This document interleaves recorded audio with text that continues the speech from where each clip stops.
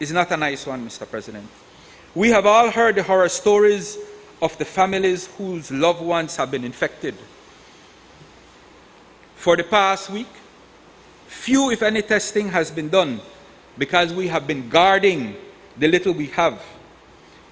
It seems, Mr. President, and from hearing the DHS yesterday, it seems that we have not been able to acquire sufficient swabs and reagents. And if you recall, Mr. President, from WHO to all of these international health organizations, the international standard for dealing with COVID-19 is test, test, test. When I hear our Prime Minister speaks, it reminds me of that television series, and I am a bit older than you, Mr. President, so maybe you won't remember it, but a series called Fantasy Island, I'm sure the AG will recall, in which the character at the start says, the plane, the plane. We have been hearing about the plane coming with more tests and supplies, but the plane can't land yet, Mr. President, but we're asking for 60 more days.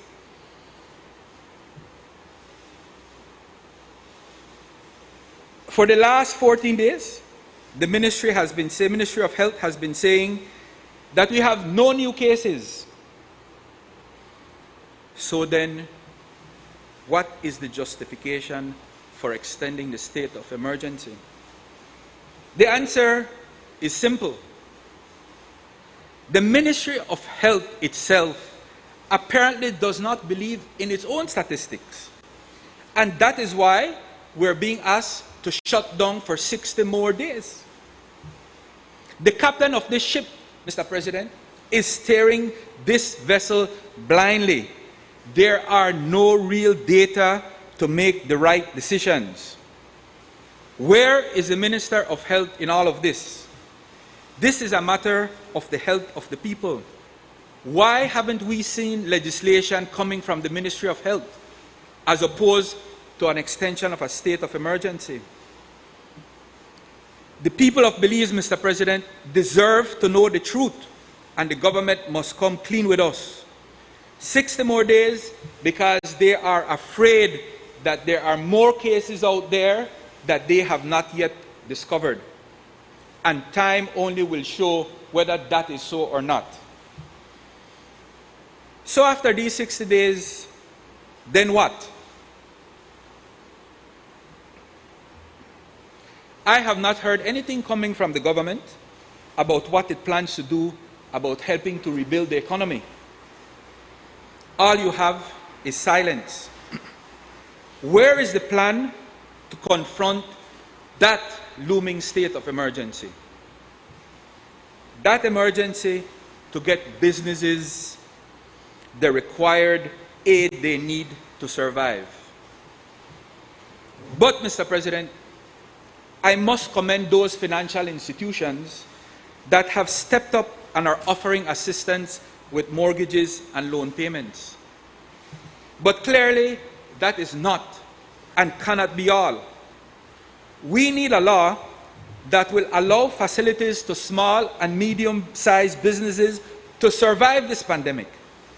A law that will allow the economy of Belize to pull through. How do we expect to get the 88,000 people, or a portion of them, back to work if these small businesses have no subsidies and stimulus packages to pay salaries and to reopen and maintain their doors open until we can return to some state of normalcy?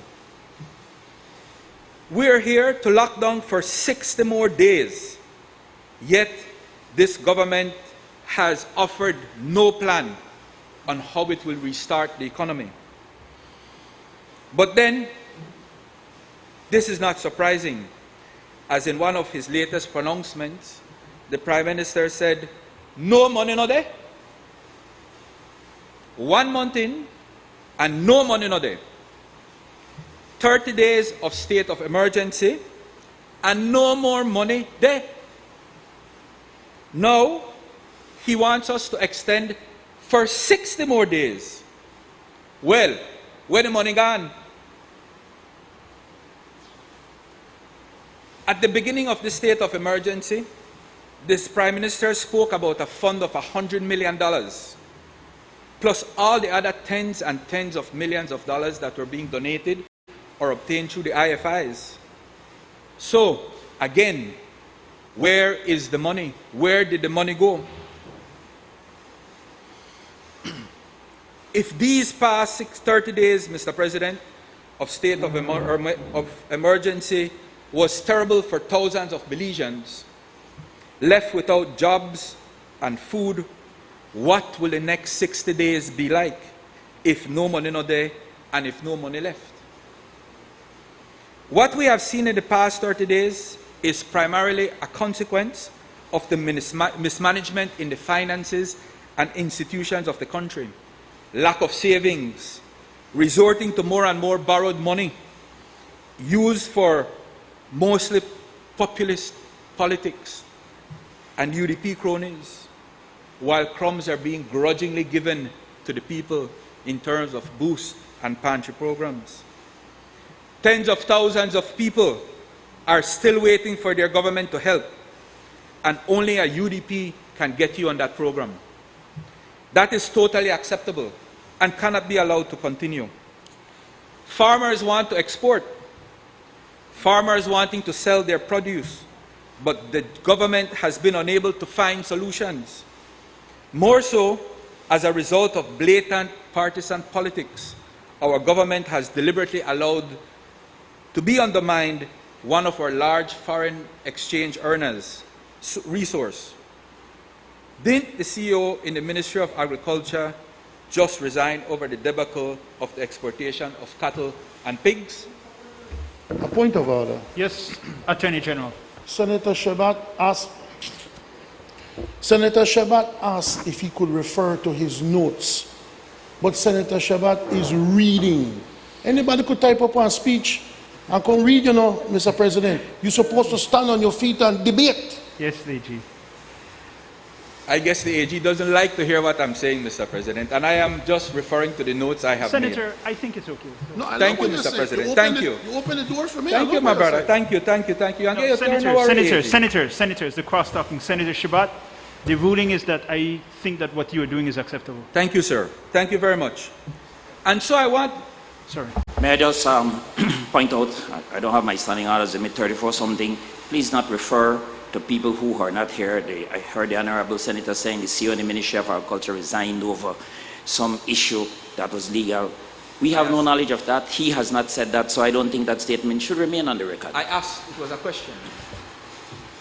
Senators, I know that there's a specific standing order which speaks to the fact that a senator shall not refer to members of the National Assembly, to certain named individuals and so forth, but I don't think the senator was referring to any factual basis. But I asked again, the question. Honorable Senator, you have just heard the comments. I know that you are an experienced man and you would be guided. I'm much obliged to you, Mr. President. I'm just amazed at the attempts to try and stifle the debate. But at any rate, I'm guided, Mr. President. I'm guided. The fact of the matter is this, that prior to COVID, we had tens of thousands of people looking for jobs. And now we have over 100,000 people who are jobless and who are seeking some type of aid. You see, Mr. President, what we're suffering from today is a lack of proper planning. And let me just stick a pin. The Cayo district is burning, Mr. President, and there's no plan in place to deal with that. But in addition to that, we have a poorly prepared health system, practically a non-existent manufacturing sector, very little, if any, support to agriculture and the agro-producing sector. Over the years, we have seen increasing imports, while little or nothing has been put into creating products for exports. That is the emergency, Mr. President. That is the real state of emergency that we are in. So, Mr. President, We go for 60 more days. But what I ask gives. What gives, Mr. President?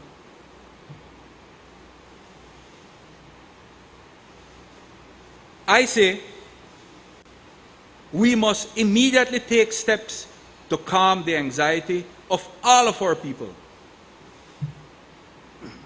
We are mandating that our people stay at home.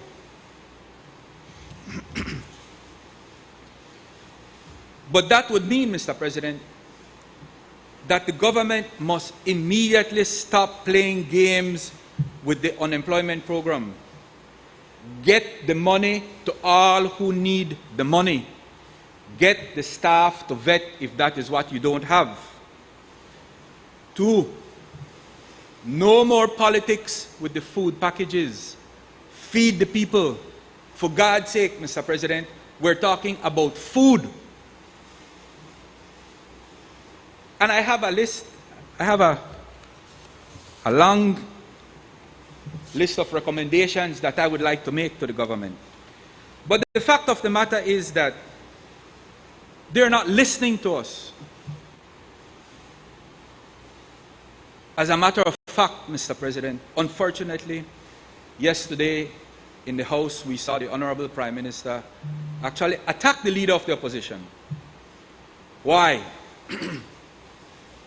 Because after consultation with medical personnel, economists, attorneys, and the PUP Parliamentary Caucus, the party leader, in conjunction and in keeping with that advice, has instead opted to go with a 30-day state of emergency.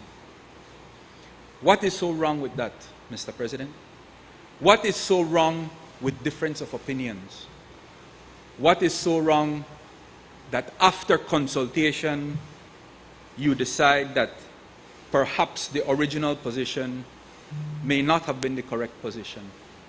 At the end of the day, Mr. President, what we want is the best decision for the people of Belize.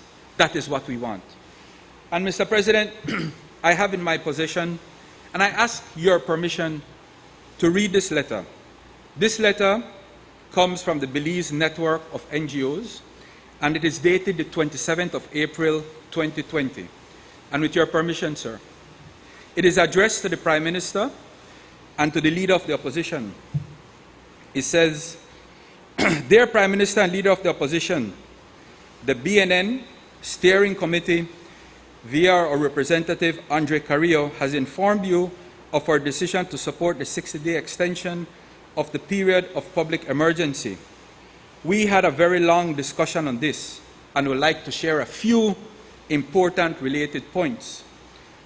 1, planning. A plan has to be in place to show steps and guidelines for continued management of COVID-19 response in order to continue getting support and trust from our Belizean people.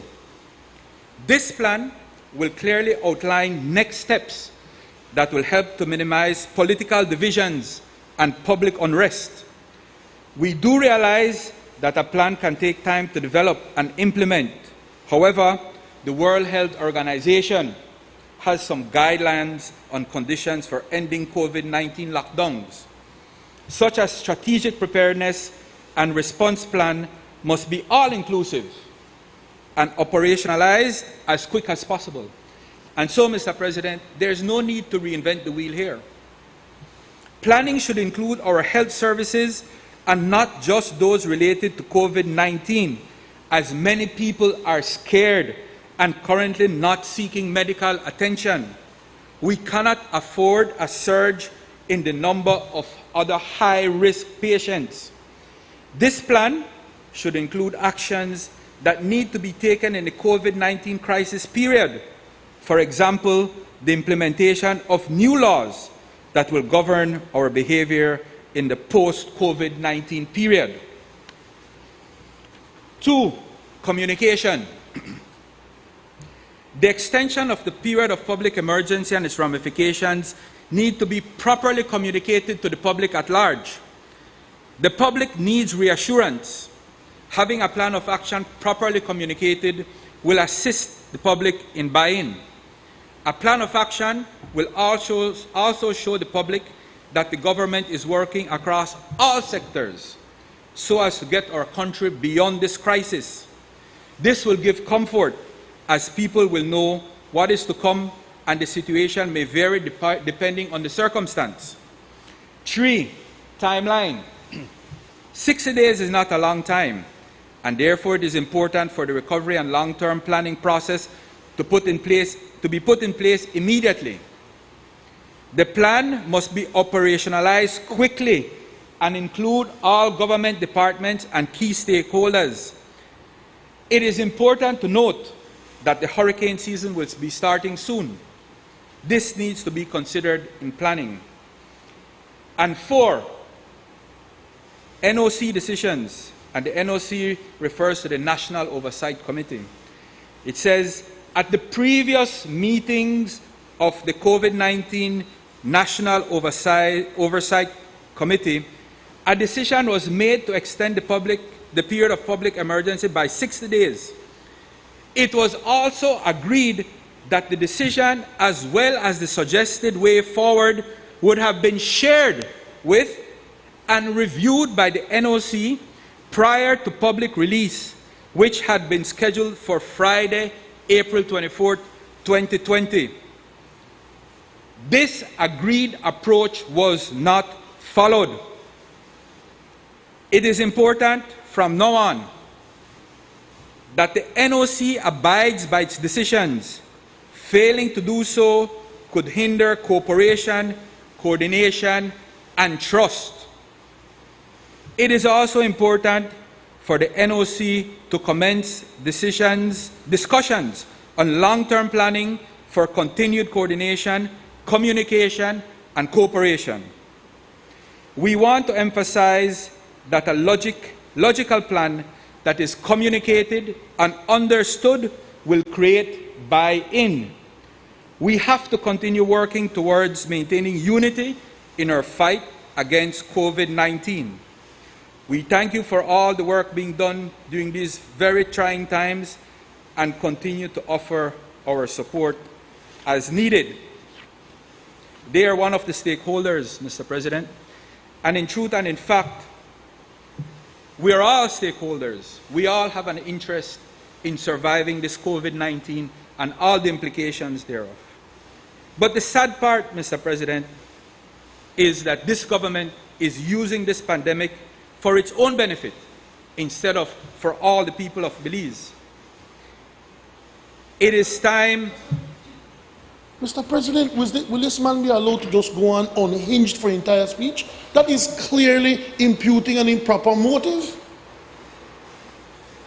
Mr. President, in the earlier part of my speech, I gave statistics to show how many people have already applied and have not received benefits. And this is not different than that, Mr. President. Senators, I'm mindful of the fact that we are in a political arena. I don't consider the tenor of your speech to have been overly political, but just be guided by the sentiment that do not make overt political criticisms or imputing improper motives on any particular person or any chamber of this House. I'm guided, Mr. President. Don't say this. I'm guided. Mr. President, what we need is the truth. We need all the facts. And we need the Minister of Health to step up, Mr. President. If he is not able to do it, if he feels that he does not have the ability, then perhaps it is time to give way to someone who does. Mr. President, as much interruption as there may be on the other side, the fact of the matter is that we on this side, we have an obligation to speak for all of those persons who don't have a voice. We have an obligation to give voice to the thoughts of all of those minds who cannot vocalize because right now and for the past 30 days, they have been fixed by hunger and trying to feed themselves. That is our job, Mr. President. We are here to advocate for the people of Belize. And for as long as we're here, that is exactly what we will be doing. Thank you, Mr. President. Attorney General. Thank you, Mr. President. Crave your indulgence, Mr. President, while I prepare my notes in response. See, nobody wrote my speech for me, so I have to go from my notes. Mr. President, the PUP never ceases to amaze. And if you grant me a little latitude, Mr. President, I remember when the time of the ICJ situation came around. Nobody thought that anything political would have been made of such a serious situation. And the PUP, of course, at the last minute had to be political and had to oppose the government just for the sake of opposing the government. And they lost. Comes now, as Curl would have said, comes now COVID-19. And the Prime Minister, in his great wisdom, said to us in Cabinet and to his parliamentary caucus, we must reach across the divide and include the opposition in an oversight committee where myself and the leader of the opposition would be equals for the purposes of COVID-19. Where we are now, listen to the debates yesterday. Listen to the representative for the PUP today. Serve the Prime Minister right, you know. The PUP will never change. And the PUP will always oppose for opposing sake, especially when the situation doesn't serve them. From the presentation just made by Senator Shabat, I guess when we do a division at the end of this debate, he will vote no. So he does not want an extension for this public state of emergency.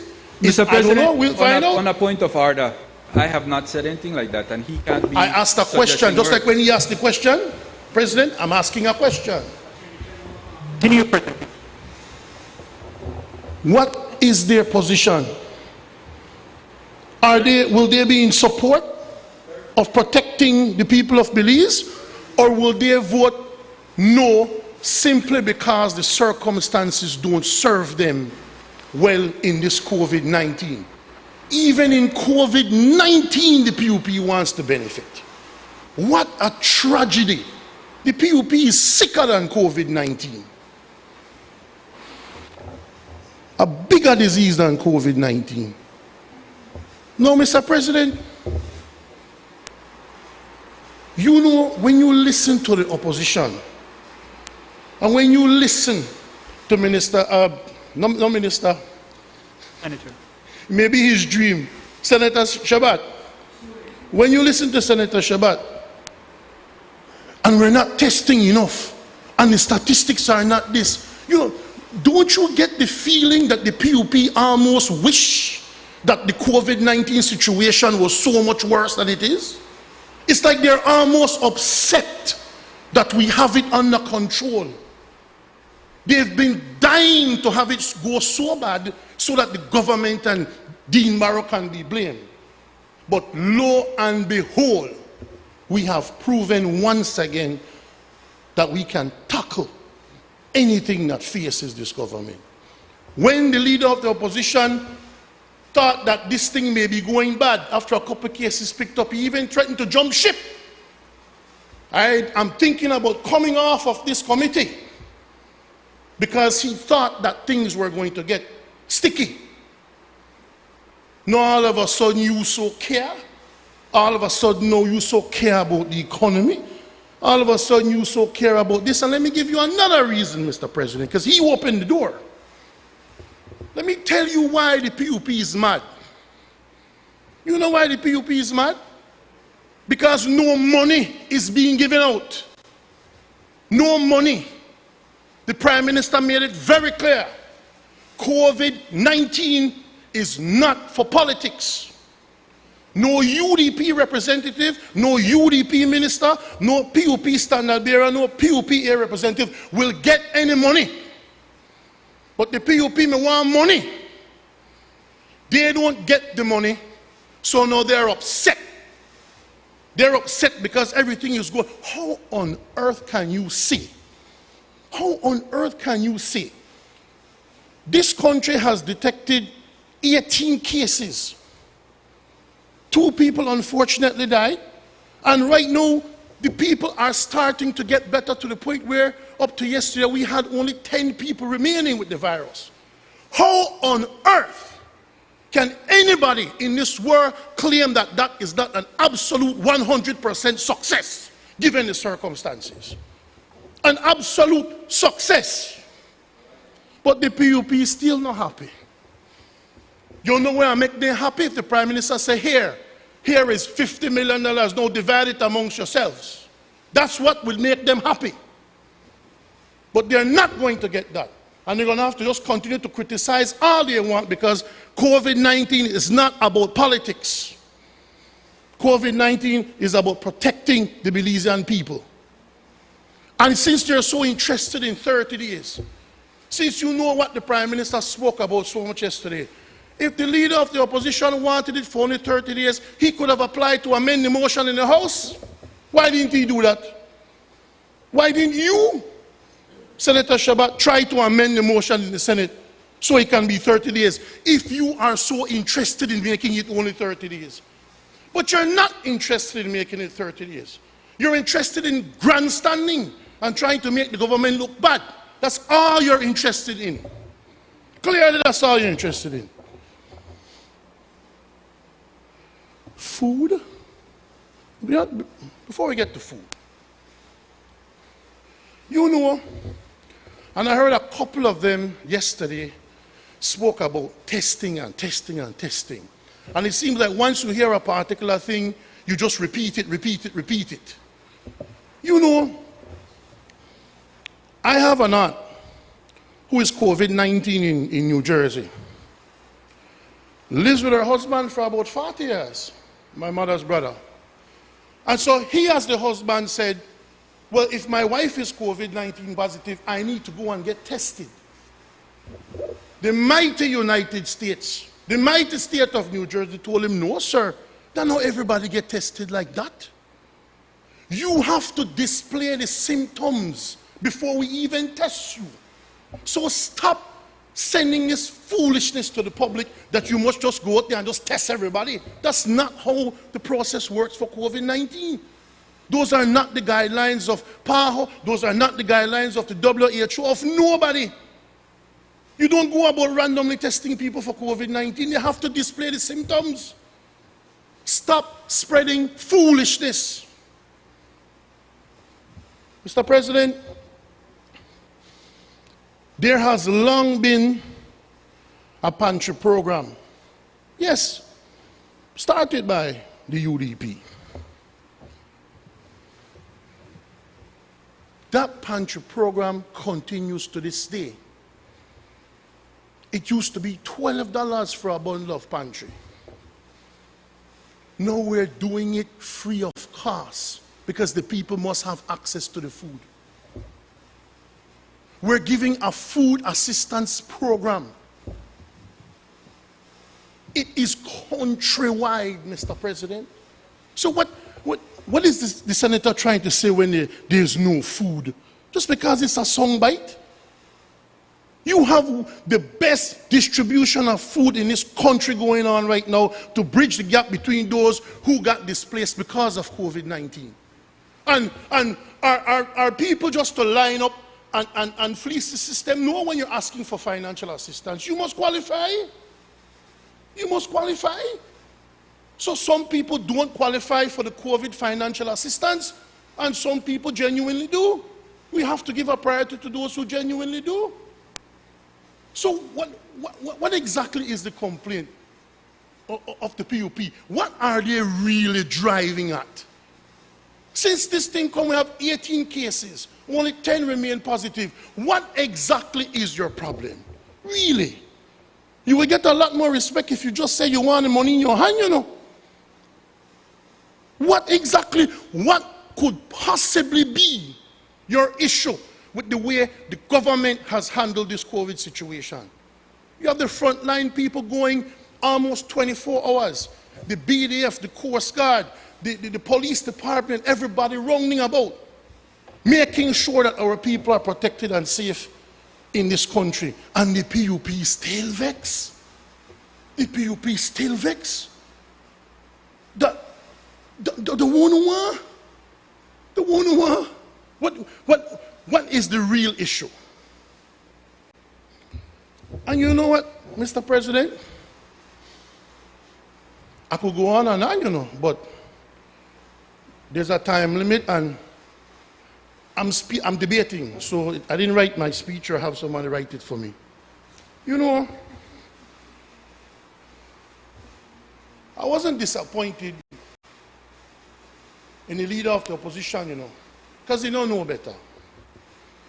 But I'm truly disappointed in Senator Chabot because he knows better. And it's right there in the recitals. Stop. It is completely and utterly irresponsible for you to keep spreading this silly notion that the economy and the country will be locked down for 2 months. That is not an accurate statement. First of all, we're asking for 2 more months. We could have asked for 12 more months. In total, we could have asked for 12. But we asked for 2 months to give us enough breathing space to the end of June for us to make sure we take all the measures that we need to take to tackle COVID-19. But all you have to do is read the motion, you know, Mr. President. All you have to do is read the motion, you know. And it says here, Section 18.5 of the Belize Constitution provides that a proclamation made by the Governor General for the purposes of and in accordance with Section 18 of the Constitution shall, unless previously revoked, remain in force for a period not exceeding 1 month. And this is what we're doing now. But may be extended from time to time by a resolution passed by the National Assembly for further periods, not exceeding in respect of each such extension a period of 12 months. And may be revoked at any time by a resolution of the National Assembly. You think that the government wants this country in a state of national emergency? We don't want that. We want to go back to normal. But we have a responsibility to keep our people safe. We're doing it for 2 months, but if after 1 month we can lift it, we lift it. If after 2 weeks we lift it, we lift it. Who knows, it may need to go beyond 2 months depending on the situation. What you want us to do? Have more and more cases popping up, but yet we open the economy just so you can't say we're shutting down the country? How ridiculous is that? How self-serving is that? How political is that?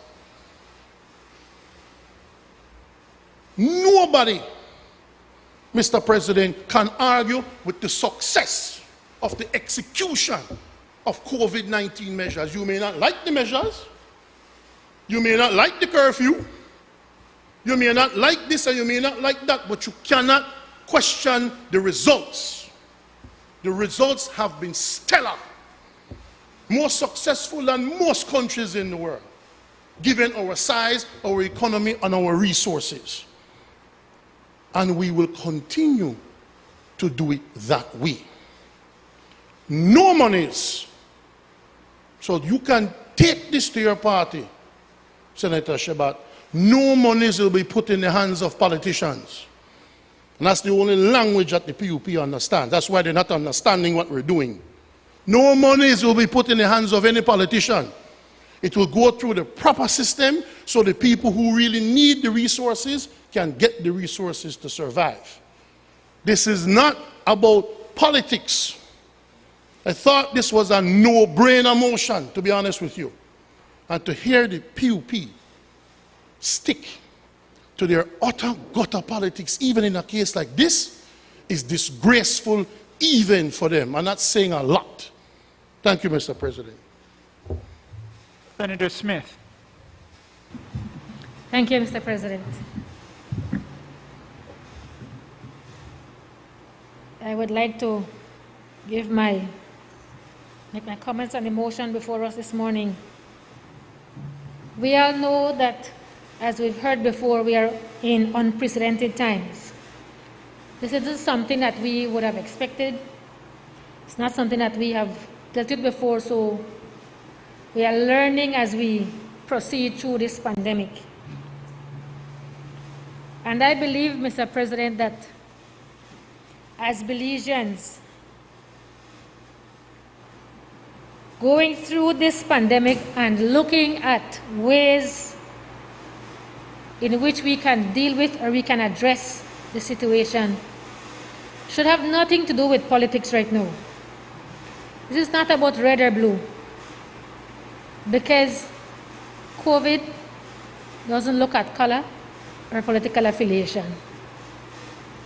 I think our people are looking to us for leadership, and they are looking to us to work with them and to assist them as they go through. And I know that a lot of us, and I shouldn't say us, a lot of persons don't know what it feels like to not have, or don't know what it feels like to go hungry, because we've never been in that position. We have a lot of persons right now, Mr. President, who are going through that. No fault of theirs. It's because of what we are going through right now as a country. And we are where we are because we want our people to be safe. If that wasn't the greatest thing that we wanted right now, safety for our people, we wouldn't be where we are. We wouldn't be under the state of emergency. I truly believe that. That is for us as a nation to help our people to be safe, as much as possible to be free of further, if you will, contamination. We've seen, Mr. President, where, yes, we've only had 18 cases. That is true. And we must commend our health people, those persons, our nurses and our doctors, who have been on the front line addressing this matter, because it could be worse. It's not over yet, but it could be worse. And we must say thank God that we only had 18 cases so far. And we must hope and pray that it remains that way. The effects, Mr. President, of this pandemic, as I just said, is great. We are under a state of emergency. Our people have lost a lot of our liberties, which you hear them complaining about. We saw persons being arrested for going to the river, for going to the sea, because people don't want to, or the moment they think that there's a break, they want to make much of it. There are a lot of people accustomed to being locked in. And so even though I'm not the kind of person who walks everywhere and visits friends or that kind of thing, I'm always home to work and work to home, after a while it does take a toll on you. But we must understand as a people that we must abide by the rules if we are going to continue to be safe and to be free of this disease. We must continue to abide by the rules. And so yes, we've lost some of our liberties, but we have to understand that it is not going to be for long. It is better for us to be safe than to be sorry. There's also been the loss of jobs. And with the loss of job, comes an increase in some persons getting nearer to the poverty line, those who are not there. Not because they don't want, but because they're unable to work at this time. We understand all of that. And while it is that when somebody is hungry, it matters not what you say to them.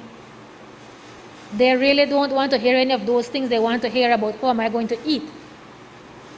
But the fact of the matter is that there are many persons in our communities, including the government, who are helping our people with trying to get food to them. And yes, we have to be honest and we have to be open and we have to admit that we are not reaching to all the people or all the persons who need the help. And we understand that we cannot do so in a short time. But we must admit that there are persons out there who need help who have not been getting the help. Throughout all of this, it is very important that as we go about helping our people who are needy, giving them food and whatever it is that we offer them to help them during the situation, that, that we not politicize what we are doing. If nothing else irks me is the fact that when people are giving people things, when you're helping them, you have to be posing with pictures to show that, oh, I am helping AG or I'm helping Senator Hulse, I'm giving them a bag of groceries. No, we don't do that to people. You help from the goodness of your heart. And so we've all been trying in our own little way. There are many people who are helping without publicizing. And we might not be doing so at the level that the government is doing, but people are assisting. We are grateful for that, but for those persons who really need the help, it's a little too much for them, and they would want to get it faster. And we understand that. Another effect of this pandemic has been the matter of homeschooling. A lot of teachers are now having to teach in a way that they've never done before. Parents are now given more responsibility in terms of you have to be helping your children at home. That is something new. We're not accustomed to it, but we have to go through it. There's nothing that we can do at this time but to go through it together.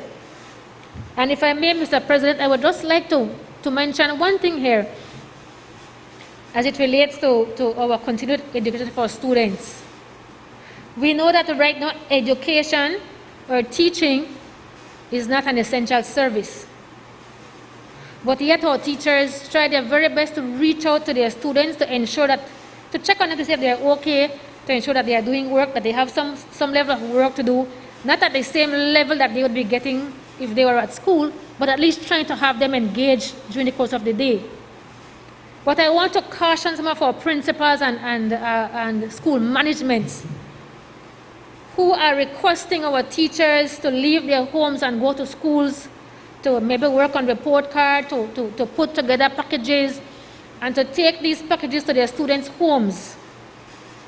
It can be dangerous for our teachers out there who have to be doing these things, one, but two, we are not an essential service. So I made sure I check with AG. We don't want that while the teachers are going out there or the students are leaving from their homes to go to school to collect packages, that they are stopped and they are turned back because you should not be doing these things. You should be going out to do essential things, buy your food and things of that sort. So just a bit of caution. How do we move forward in this difficult time? Well, of course, there has to be a plan. And as we are aware, today I am representing the 4 social partners. And you heard Senator Shebat read a document from the NGO community, and they spoke of a plan. What is going to be in place for after this is over to help us as a people, as a country, to get back on track. Yes, it's going to take us a long time to do so. It won't happen overnight. But there has to be a plan, and that plan has to include as many partners as possible. And in doing so, we have to ensure that we genuinely include these partners, we respect them, and we communicate with them as much as possible and as early as possible. Communication is key. as we go through these difficulties. We have to, again, ensure that our people continue to obey the laws, the rules that we put forth as we go through this time. But we have to also ensure that those who are tasked with ensuring that we obey these rules and laws, that they don't take advantage of their positions when doing so. Mr. President, we are in a time where unity is needed more than ever. This is not a time for anybody to be grandstanding. I'm using my colleague's word. This is not a time to be grandstanding right now. This is a time to be collaborating, for us to see what we can contribute to the entire pool that will help this process to make it a little bit easier. And I might not be a legal person, and I might not understand law, but it doesn't mean that I don't have ideas that I can share that would be beneficial to helping our people to get through this. This is taking a toll on a lot of people, not just economically, but mentally as well. And we have to understand that. And so it is very important that we continue to unite as we go through this period, as we find ways and means, or more ways and means of coping with the situation that we are in. Again, we hear about testing, and yes, we don't expect that every single person will get a test. But at the same time, we don't want our people to have a false sense of security, to say, okay, we only have 10 more persons still or they're not fully over the COVID-19 as yet, so we are doing good. And people start to think that, okay, because we went from 18, unfortunately 2 passed away, we were left, so of the 16, 6 have already recovered. We don't want people to think or believe that because there's only 10 cases out there, still not fully recovered, that we can go back to some sort of normalcy. And so to avoid that false sense of security, we want to assure our people and we want to educate them so that they understand what it means. Does it mean that I can just go back to work tomorrow? Does it mean that I can just walk around as I have a feeling? No. Yes, we are down to 10. It will take some days for those 10 to get a complete recovery, but during that time, the disease can still spread. So we have to be aware of these things. So we don't want any false sense of security. We want our people to continue with their safety precautions, continue washing your hands. My hands are they're peeling because of so much Clorox and other these things that we are using, to wash. But it's for our own safety. It's for our own benefit. Again, planning forward, we have to ensure that we assist all those who really and truly need the assistance. Those that really and truly need it. And you might have heard me talking about, our teachers and our public officers. Senator Chabot spoke about the banks, those banks who are helping. And we appreciate that they are helping. But as I said previously, a lot of times we look at our teachers and public officers and we say, oh, you're getting a salary, so you're good. Not realizing that many of our teachers and public officers are suffering too because their spouse may have lost their job during this period. And so you went from having 2 incomes in your home to now only having 1. You still have the same bills to pay, even more because you're home now 24/7. So it is still difficult for our teachers and public officers, despite the fact that we are still getting our salary. And it's good to hear, okay, you're going to get it late, but you still not get it. That's for those who are not feeling what we are feeling. So, Mr. President, all of us in our own way are going through our own difficulties during this time. As I said, whether it's economic difficulties or mental difficulties, just because of the situation we are all going through. But I want to reiterate the point that we must work together. We must respect each other. We must communicate as best as we can so that we can get through this as quickly as possible and we can get back to working, to being able to provide for our families and all the other things that come with this. And so finally, Mr. President, if I am allowed, I would just like to once more mention and say how thankful and grateful we are to our health workers and all the other frontline people who are out there right now for the great job that they are doing. And on behalf of all our social partners, we really want to say thank you to them. And we want to ask our Belizean people that when you see them, you have some water, give them some water, give them some juice, give them an apple, something, share with them, be thankful and be grateful and be respectful of them because they have been doing a good job. And I don't always do this, and I know AG always keeps complaining that even though you are saying you agree, you still have to say a but. But we have to also thank the government, Mr. President, for the job that they are doing. And while some people might not be satisfied with where we are, we must be grateful that something is being done that is assisting us to be where we are, 18 as opposed to 100. So that should be commended. I want to thank you, Mr. President, and I want to wish all of us continued safety as we go through this crisis right now. Thank you. Lady of Government Business. Mr. President, I just have a few comments on this. First of all, I want to thank Senator Elena Smith for her words, AG for clarifying the point on the 60 versus the 30, and thank also Senator Shabat for his intervention. But there are some things we have to correct, Mr. President. Let me start at the top.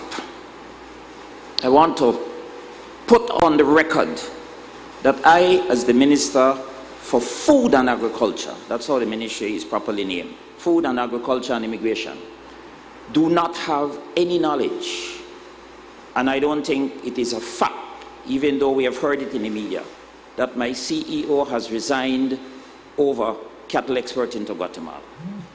I will say that because, Mr. President, we have worked well together in that ministry. I have an excellent, outstanding team who continue to work continuously through this period, from home and some going to the office as well, because the Ministry of Food and Agriculture is deemed an essential ministry. But I want to back up a little bit. It is amazing to hear over the years the neglect for agriculture, etc. And while honestly I have stood here in the Senate and wished that at budget time there was more money in agriculture, the ministry under my command has done the best with the resources available.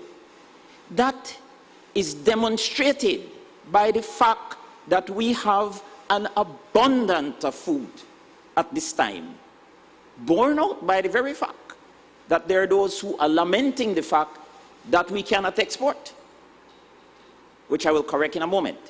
But beyond that, we have an abundance because one of the major pillars of our economy, the service sector, namely the tourism sector, has collapsed for the time being, no fault of Belizeans.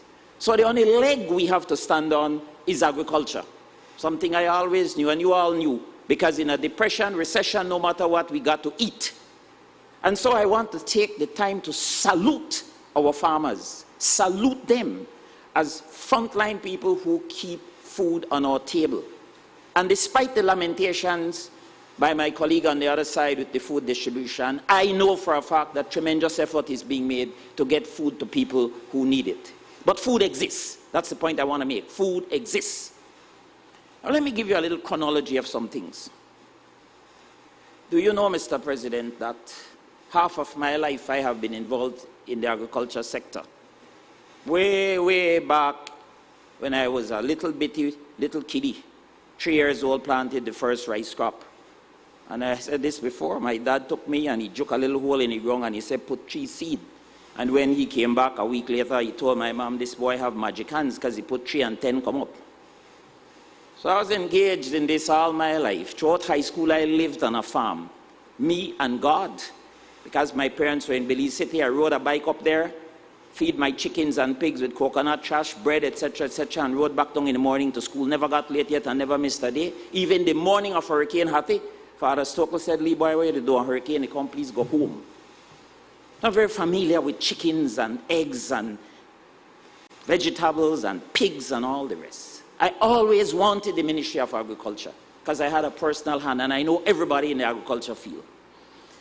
Do you know that in 1982, the Big Falls Farm, which was one of the giants in this region and in this country, 9,000 acres of rice, 9,000. Suddenly, in 1982, in March, the government of the day we had just become independent decided that we should discontinue the exportation of rice because we might need it for our people. And I could not, for the love of me, convince the government of the day that we never had any people here to feed. That created the collapse of that company, from 25 containers a month to none. And then to add insult to that injury, in September, the Minister of Agriculture at the time, and he wasn't the UDP government, and established what was called a national herd policy. Policy meant that there had to be a cow per capita, per year. We had 4,000 head at the time and nothing to do with them. And that is how farmers at the time innovated this sort of so-called illegal, informal trade into Guatemala through a back door. Up to that time, we were heftily formal. Animals were going into Mexico. Animals were going into Martinique on ships. The late Bob Bowles, Joe Friesen, all those guys, one former minister and member of this party at the time, Dito Juan, well, he became afterwards in 1984, at the Big Falls Farm working with me, was instrumental, and we sold 400 heads of animal into Martinique and cows into France under the Lomé Agreement at that time. Well-established trade that was suddenly cut from one day to the other. Infamous 1982 September. And so there we were. And it continued. And under subsequent governments, successive governments, a kind of blind eye was turned. A blind, let it go, let it go, let it go. But everybody in this country knows we have a Belize-Guatemala problem. Everybody in this country knows that we are before the ICJ. Everybody knows there is an adjacency zone. Everybody knows that. We just voted in April. And what has happened? Just when the state of emergency was established, the shipment that continued through Cayodere, Bully Tree, into Guatemala, ran into some problems. And it is not correct. It is not correct to say the government stopped it. Because I created, at the request of the Prime Minister and the Leader of Opposition, a monitoring committee. You know that the Honorable Abelardo Mai sits on that committee. I spoke to the Honorable Habet because at the request of the Honorable Prime Minister, we should use our best efforts to cooperate with the opposition. So those people sit on the committee, and every other major producer in this country sits on that committee.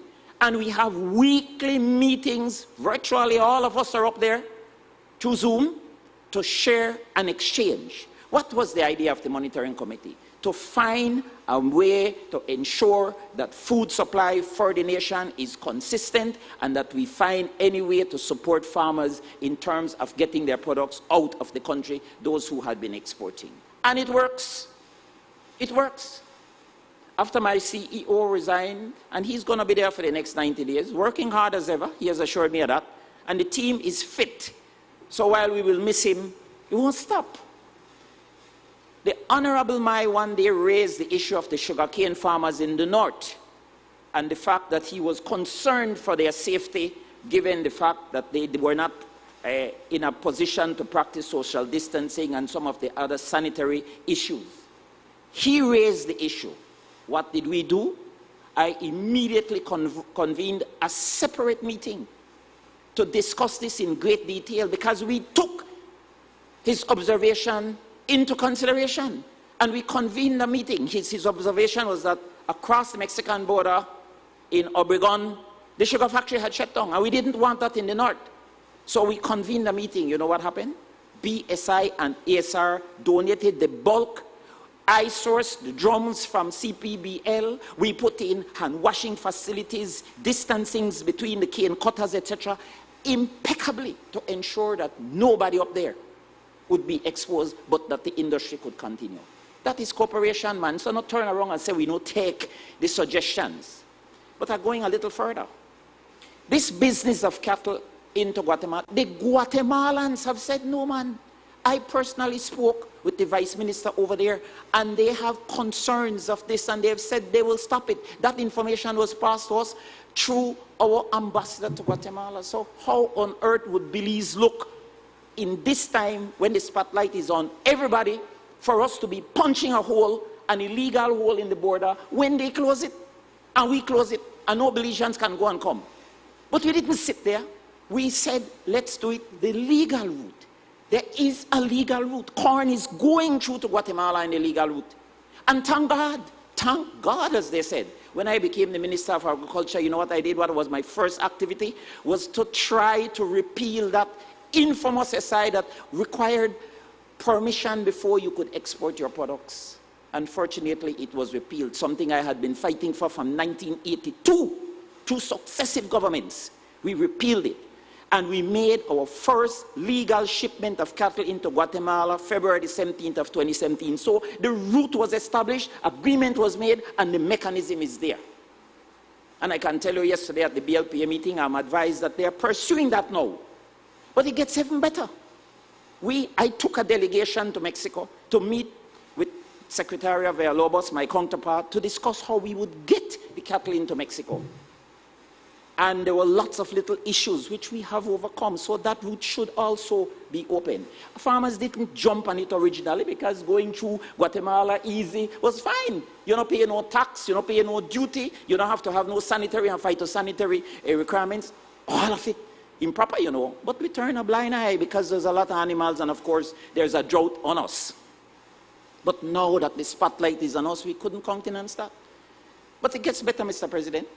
Friday, I communicated with my CARICOM counterparts as well, and the minister from St. Vincent, the Honorable Soboto Cesar, called me on Saturday and said, Minister, I want 1,000 head of your animal, you know. I don't know how you can get that, but I want 1,000 head of your animals. I said, well, thank God Almighty, because CARICOM certainly wasn't working. And guess what happened?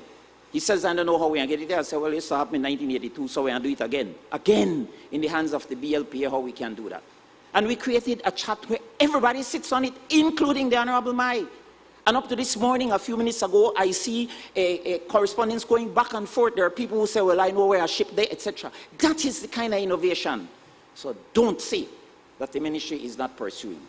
Then yesterday, direct communication with Honorable Abdris Shah, Minister of Agriculture, Food, etc. for the government of Jamaica, directly communicating about his concern for red beans and that we would not stop the shipment of red beans because he had heard that. And again, in the monitoring committee, that was raised by Honorable Mine saying, well, we have to watch over the ship because we want to make sure that we have it for our people.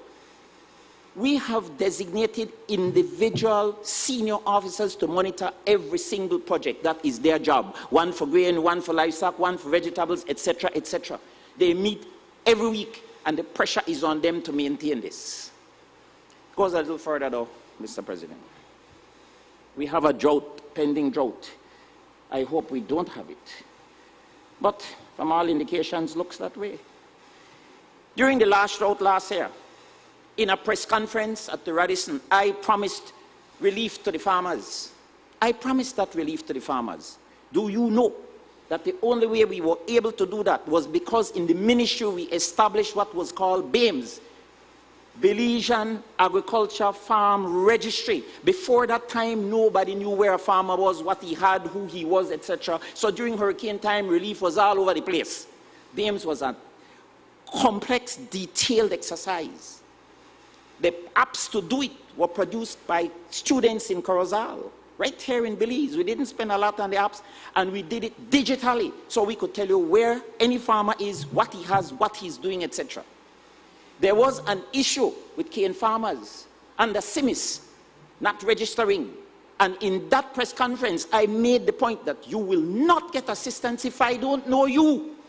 And this is not UP nor UDP, and I don't want you to say that the farmers that got assistance in the cane belt were UDP when you all didn't register. So we extended the period of registering 1 additional month so all farmers could register. Lo and behold, after about 15 years of not being able to register those cane farmers, we got most of them registered. So we were able to make assistance available to 1,333 cattle farmers, a total of $460,000. And these were farmers who had cattle from 200 down to 10. And then there were a few who had less than 10, and we had to make a little out of the ministry proposal. The farmers over 200, we did not assist. And this is not because cattle died, it is because they lost weight. And the ministry analyzed, together with the the cattle farmers, that it was 50 pounds per animal at a certain price, and that was the relief they got. Do you know, Mr. President, so that nobody talks no nonsense? My brother-in-law in Isabella has cattle, you know, but we have over 200, so nothing gone to him, and nothing gone to me. Because, again, it was not politically mandated. It was strictly by the officers, strictly done in a manner that the Prime Minister and the Cabinet of this country had dictated. Then the vegetable farmers. There were 686 farmers who grew vegetables, etc. We gave them a total of $698,341.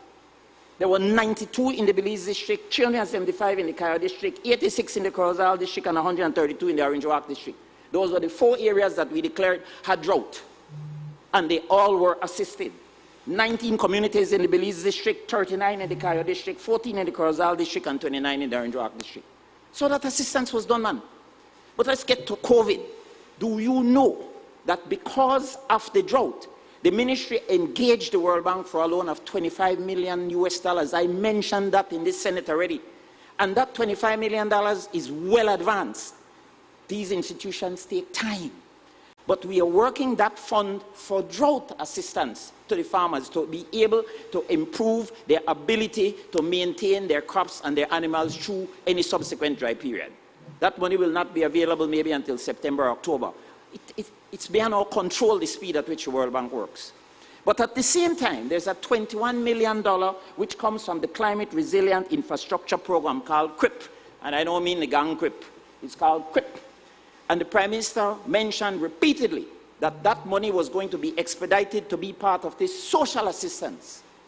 I encouraged him, Prime Minister, the farmers need assistance for COVID as well. They're not begging, they don't have their hands stretched. But if they can't sell their products and their vegetable rotten, they won't get any money, so they can't plant back. So we need some assistance to them. He has agreed that some $14 million out of that fund will go into that, which hopefully will be available no later than 3 weeks at the outset, maybe 4 weeks. From that part of the fund, while the $25 million for the drought remains intact. So it's not accurate to say that there's no assistance and nothing is being done. And then, finally, we engaged the central bank with all the stakeholders in the farming community to look at what we could do as a relief for those who had loans. Central bank agreed with the commercial banks that they would reclassify from 6 months up to 18 months people's loan. 1. 2, that they would de-risk from 100% to 50% to aid the farmers as well. And that was also done. So, Mr. President, I will close now by simply saying that I ask Belizeans to work with us, work with the farmers. I thank the Honorable AG for having allowed the movement of food, etc., because that's something I couldn't have stopped. Yes, it was jerky in many cases, but we got there and we're going there to continue this process. Push on with our farming communities. We are looking for markets. We are changing systems. And I do believe out of COVID-19 and all of this, we will emerge greater and stronger. I want to ask all Belizeans, like Senator Smith did, and everybody else, to please cooperate with the authorities. Wear your mask in public. Keep your social distancing. Wash your hands properly. And do all the things necessary. We are blessed that we have a small country. And in fact, what is it? 1 per 15 square miles or some such thing. Maybe it's 2 now. And when I heard some country had so much 1,000 per square mile, I said, lordy, lordy. Anyhow, thank goodness we have space. And out on the farm, you have more than space. Because when I go to my place, I see nobody. So that is a good thing for us. And then, stay in touch with the information man. The Prime Minister is working with the Honorable Leader of the Opposition. It's not time for politics, man.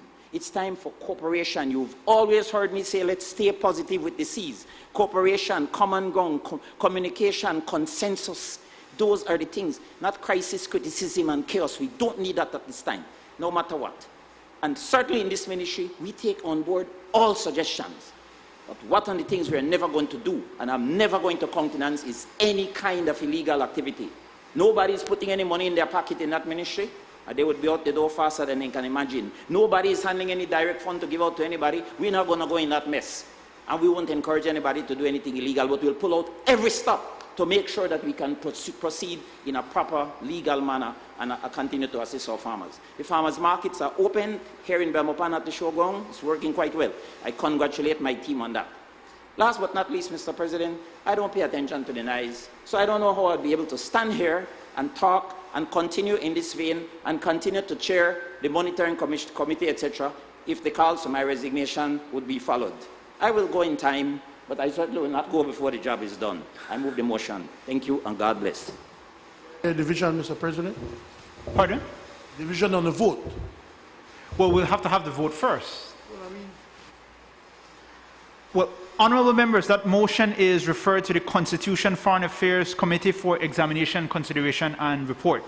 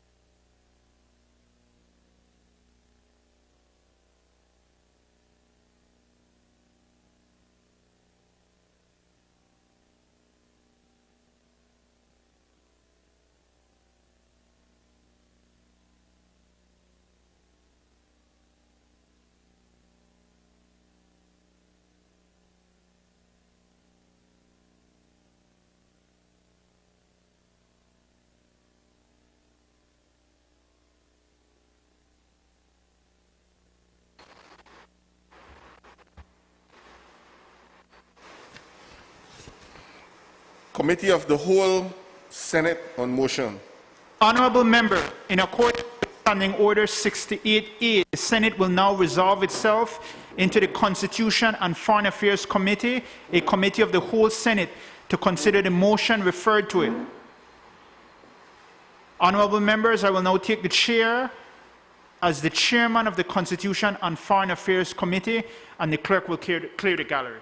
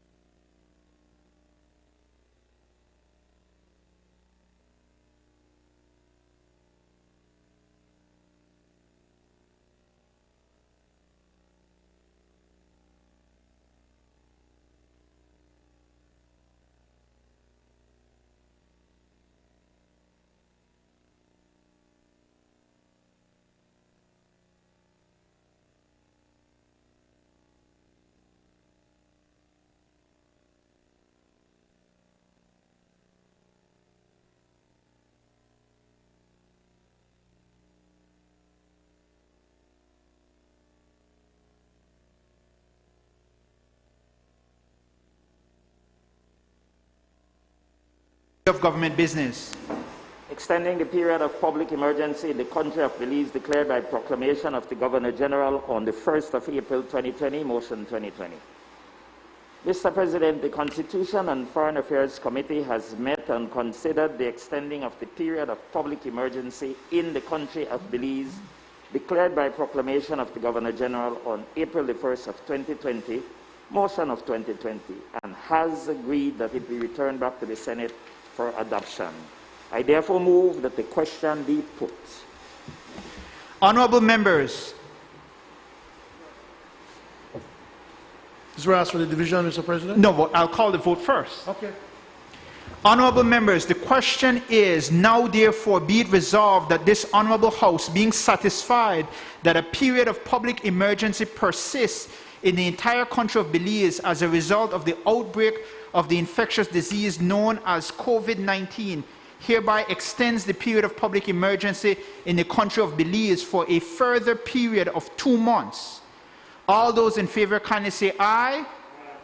Those against kindly say no. I think the ayes have it. I requested a division, Mr. President. No. But you request a division, you're challenging the vote of the ayes? That's not why you asked for a division, Mr. President, with maximum respect. Even so, any member can ask for a division. Sure. I was asking for a division. No. Honorable Attorney General, and you can correct me and respond. Standing Order 45. At the conclusion of a debate upon any question, the President or Chairman shall put that question for the decision of the Senate and shall collect the voices of the ayes and the nays, after which no further debate may take place upon that question. The result shall be declared by the President or the Chairman, stating, I think that the ayes have it, or I think that the noes have it, as the case may be. But any senator may challenge the opinion of the chair by claiming a division. So the process would be that we have the vote, and the purpose of a division is if you're saying that I declare the vote wrongly. Well, I challenge it, Mr. President, so we can have the division. No. But you're saying that the vote is not yea? Mr. President, it doesn't have to be year and year for me to ask for a division, sir. Clerk. But I won't argue, Mr. President. If you accept it as a unanimous yea, then no problem. No, I don't want to. My view would be that the purpose of a division would be if any member is saying that the vote of the chair is not accurate. You're actually asking for a vote for individual members to be polled because the voices, the yeas or the nays, would not be recorded properly. I'm not the member for Kaya South, Mr. President. What you say goes. Oblige. Even if I disagree. What you say goes, Mr. President. So, Mr. Clerk, the vote will be recorded as the ayes have it. I recognize the Leader of Government Business. Mr. President, if that matter has been put to rest, then I move that the Senate do now adjourn. Honorable members, the question is that the Senate do now stand adjourned. All those in favor kindly say aye. Those against kindly say no. I think the ayes I'm have questioning the ayes, Mr. President. Nobody said ayes. The ayes don't have it. Let's continue. it. You want a division. No, let's continue. The ayes have it. The Senate now stands adjourned.